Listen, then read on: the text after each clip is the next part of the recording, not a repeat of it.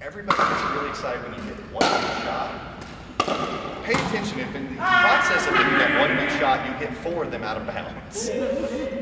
This is most commonly a problem with guys, because we really like to hit it hard. So, the first rule of thumb is the little white thing on the net. If it doesn't go over the net, it's not going to help. So, make sure that you hit the ball just hard enough that you can consistently put it a foot or 2 feet over the net. They're hitting it like this. They Frankenstein it. Because as we get older, we don't like to bend our knees.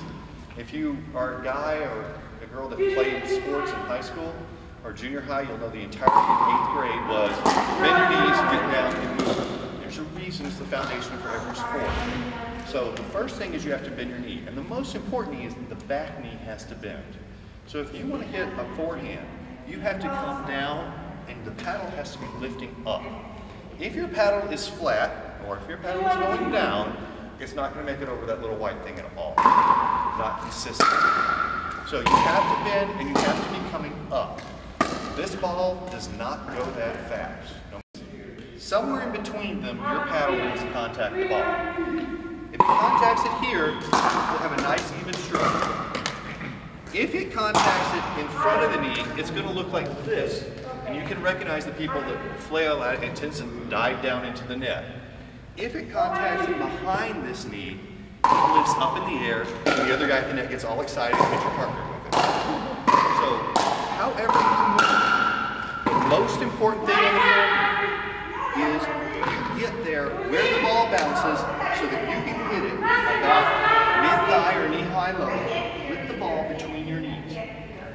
If you don't get there, don't swing hard. If it's out in front of you, if you swing hard, God only knows where that one's going, because you really don't at that point. If you swing hard from here, that ball is going to crater straight up, and the other guy is going to smash it.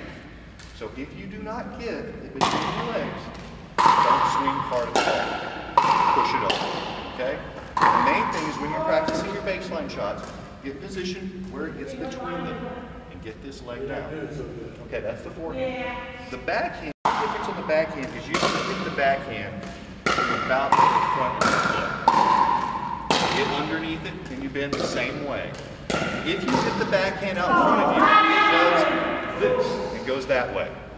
Now, the problem with that is it looks cool because you'll get a shot no one expects it, but at the same time, when you do that, you have no idea where the ball is going because you're not looking there at all. Your backhand, wherever you hit it, follows this shoulder. Where this shoulder is pointing is where the backhand goes. So if I come up and I'm pointing right at you, it's going to go there.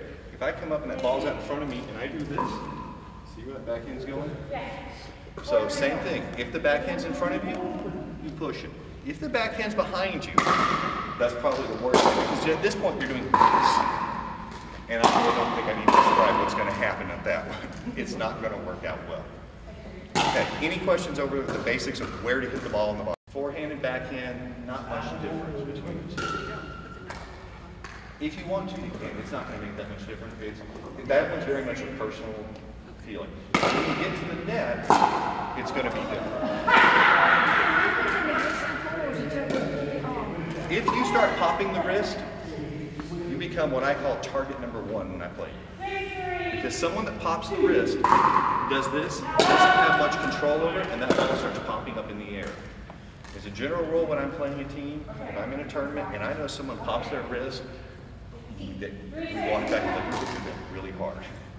Try and avoid popping it either side. It's the arm motion. The wrist will follow through on its own. One of the things I always teach people to do is, if you ever took golf lessons, they used to give you, in the old days, a towel, have you swing it back and forth like this, and just relax the arm.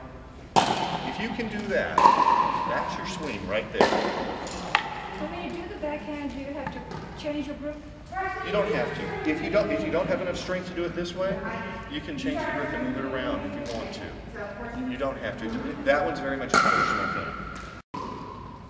If you do this with your finger, you can get by with that on the baseline. If you get up to the net and do this with your finger, I'm going to show you a secret. Hold the paddle out. You're going to have control of the paddle. I can move it around. My grip has to I can't move. So if you get to the net, you put your finger out like that, I'm going to look right at you, and I'm going to hit it as hard as I can. I'm just going to yank your paddle out of your hand. So you can do this on the baseline if you want, but when you get to the net, that finger has to come in, or at least when I'm hitting hard at you, because just everybody hold the paddle like someone else, grab their paddle and twist it. You can tell the difference in how strong it is with the finger in, with the finger out.